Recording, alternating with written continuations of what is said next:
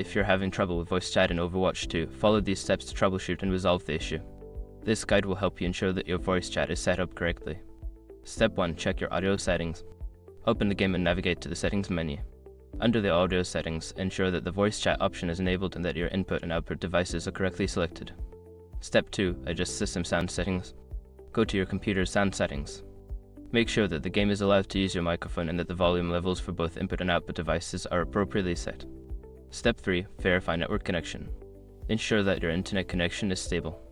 A poor connection can affect voice chat functionality.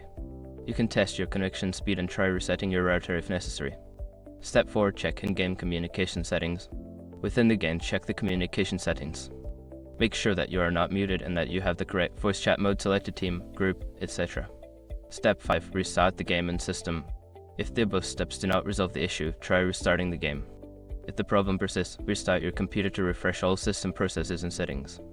By following these steps, you should be able to resolve any issues with voice chat in Overwatch 2. If problems continue, consider checking online forums or the game's support page for additional assistance.